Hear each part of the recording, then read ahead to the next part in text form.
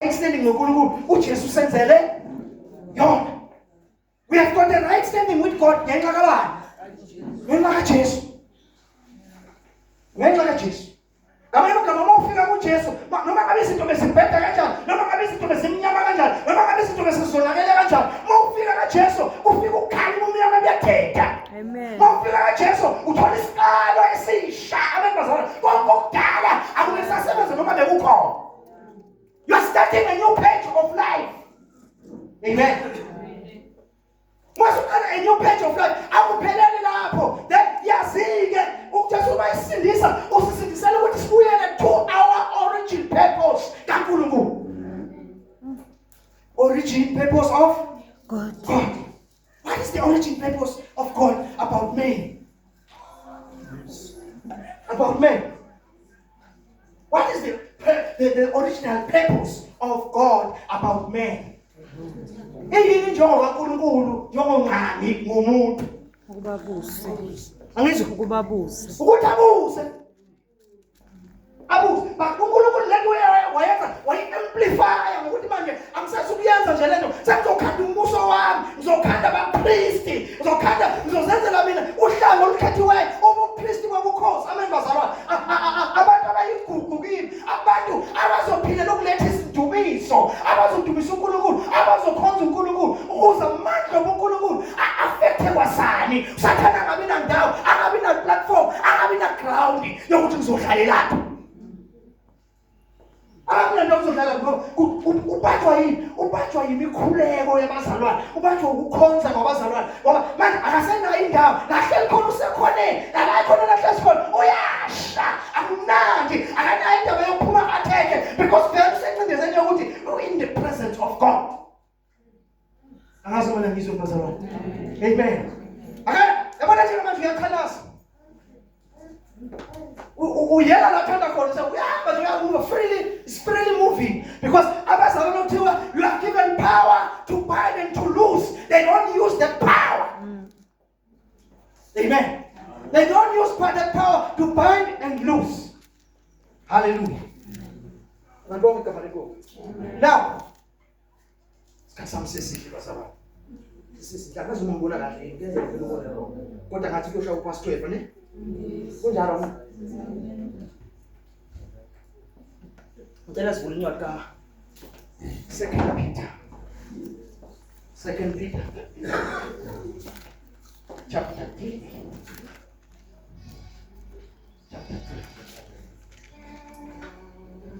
chapter 3.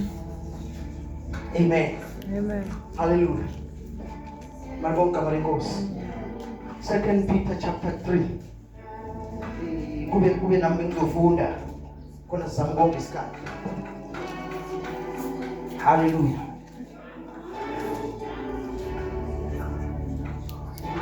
Yabona lento kahle bazalwane. Lento le akusiyo yokushumayela. Yabona manje ngiyashumayela ngoba kusebandleni.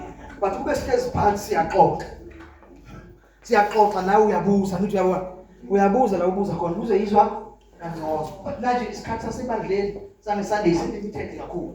Amen. Silimited kakhulu ngoba uyadlula usuke nje ulethe umyalezo udlula yabona. Kodwa masihleli phansi sixoxa ila uqala khona ukukhanya kuze ngamandla khona. Amen. Siyamthola bazalwane lelibesi. Amen. Asilibesi in fact. Incwadi. Amen. Ngifuna ufunde mina manje yiko lokuhlanzelela. Ngoba ngithembe la ifundeni. Ngisithemba mina. Amen. Hayi ngoba ningathembakele. Hayi ngoba njani? Kufanele uNkulunkulu lama ngisiza ukufundisa ukunethemba. Afundisa wenze njani bazalwane? Ukunenza njani? Washo njalo umuntu sibalo wami. Bathe kufanele sithembane kule game uma sisebenzisana. Kufanele senze njani? Yeah. Lithi ukubuya kwenkosi. Ngithanda ukuyifunda nje le ndaba bese siyathatha izinto ezimbalwa. Amen. Le ncwadi bathandekayo isingeyisipili engimlobele yona. Engivusa ngazo izingqondo zenu. Engivusa ngazo ingqondo yenu emhlophe ngokunikhumbuza. Ukuze nikhumbule amazwi ashumayelwa phambili yibo abaprofeti abangcwele. nomyalo wenkosi nomsindisi owashumayelwa ngabapostoli benu. Nazi kuqala lokho ukuthi ngezinsuku zokugcina kuyakufika abahleka usulu behamba ngezinkanuko zabo. Amen. Hallelujah.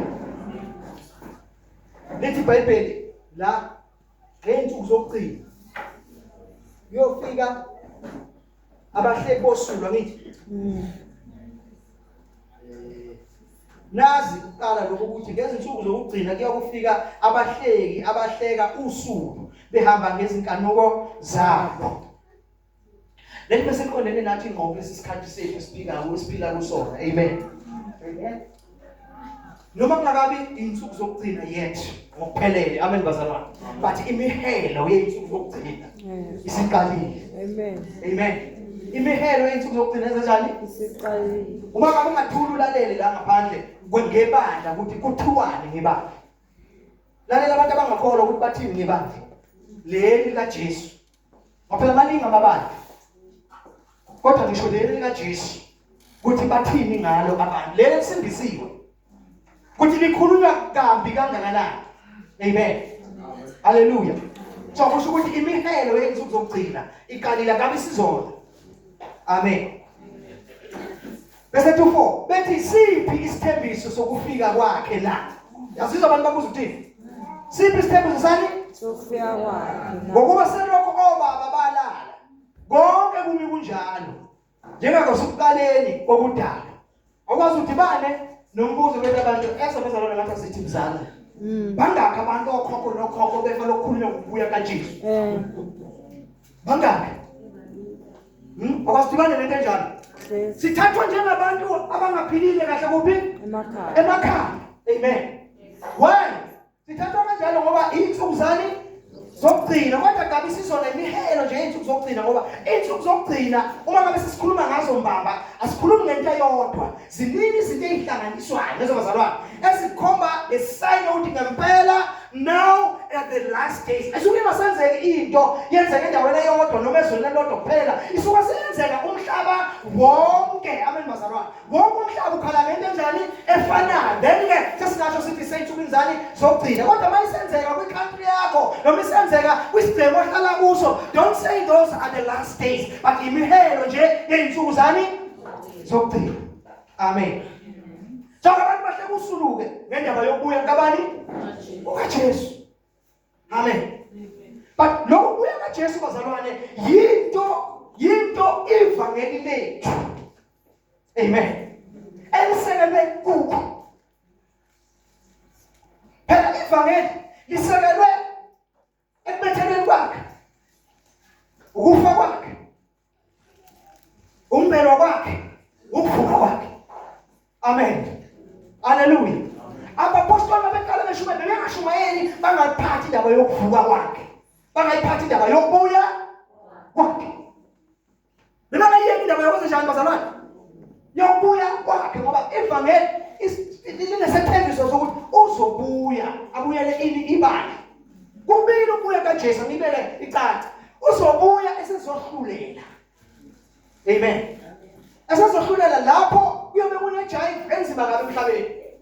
Ezohlulela yonke into, mayisehlulela yonke into umhlaba, abantu abangazange bakholwe, yonke into izobe ihlulelwa lapho. Amen. Thina siyobe sisindile ngoba phela uma ukholwa okuthumileyo. Amen. Kholwa okuthumileyo uyadlula kuphi? Ekufeni. Ungene kuphilela usayi kuphi? Ekwahlulelweni. Nami bazalwane. Amen. So thina ngeke sahlulelwe. Wena sahlulelwe ngaleyo ndlela. Okwathi ukwahlulelwa kuyoba ukwahlulelwa ukuthi sihambe njani noNkulunkulu, umqhele wethu esiwutholayo unjani, umqhele wegolide or1 ngoba iyahlukana nayo impela. Amen bazalwane. Amen. Bantu bonke amale Nkosi. Angiqhubeke. Khona la ngifuna ukufika khona. Bethi siphi isithembiso sokufika kwakhe na? Ngokuba selokhu obaba balala konke kumi kunjalo. Njengokusekuqaleni kokudala. Ngokuba bathanda ukukhohlwa lokhu ukuthi kwaphakade izulu lalikhona kanye nomhlaba owavela emanzini, nangawo amanzi umi ngezwi likaNkulunkulu. Amen. Lithi iBhayibheli labayakhohlwa ukuthi kwamhlaba lo nezulu konke kwavela ngani? Kwavela ngani bazalwane? Then kusho uphini lokhu. Kusho ukuthi lokho ukuthi uJesu uyabuya yizwi likaNkulunkulu. Lona lelizwi likaNkulunkulu abalindabazayo yilo umhlaba wavela ngalo. Yilo izwi ngabe nezulu umhlaba wavela ngalo. Kusho ukuthi nalo akusiyo kudala akusiyo nje into nje. Ngelinye ilanga kuyofezeka, ngelinye ilanga kuyokwenzeka.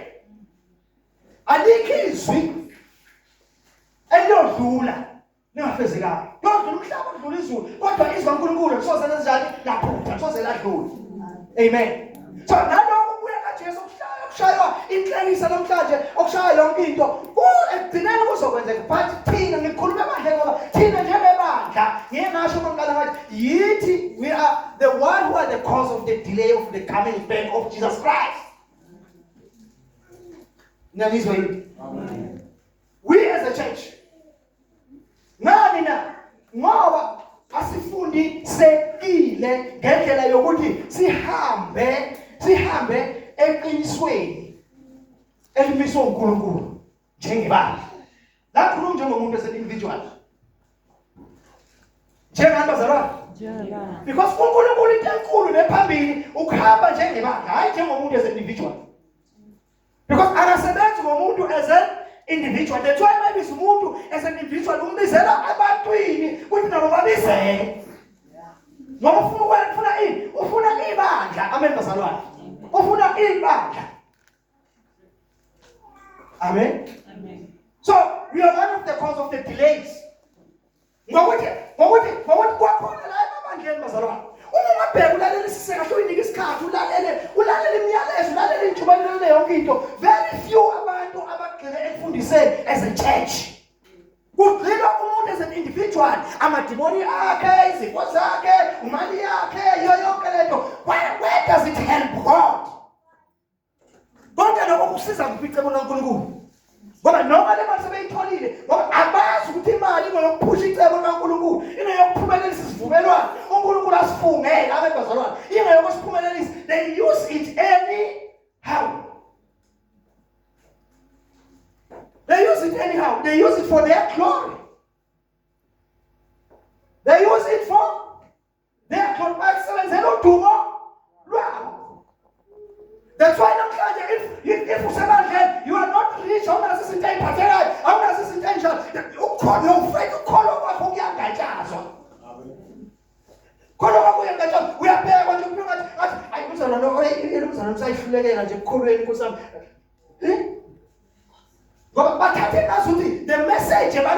the message is about you. Yes. By belief. God is ilobile ngawo ilobela wena ukusizakala wena but sowusizakala yazi ukuthi umoyeni wena ukuthathile wakwenza a member wakufaka wakubhabhidisela emzimbeni wakubhabhidisela ebandleni to be a member to participate in the